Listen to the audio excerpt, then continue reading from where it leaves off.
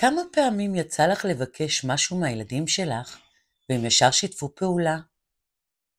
אם התשובה שלך היא 100% מהמקרים, הסרטון הזה לא בשבילך. אבל אם את לא שם, אני רוצה לשתף אותך בתובנה. תתייחסי לבקשה שלך מהילדים שלך כמו מחירה, שבה הילדים שלך הם הלקוחות. את חייבת להגיד את הדבר הנכון, כדי שהלקוח יקנה את המוצר. ותחשבי רגע על עצמך כלקוחה. נכון שאם יגידו לך שכדאי לך לקנות את המוצר כי הוא יפה, זה לא יספיק. אבל אם יגידו לך שהוא גם חסכוני ונוח, זה יותר טוב? אז הילדים שלך צריכים שתסבירי להם. לפחות 3 סיבות הגיוניות למה כדאי להם לענות לבקשה שלך.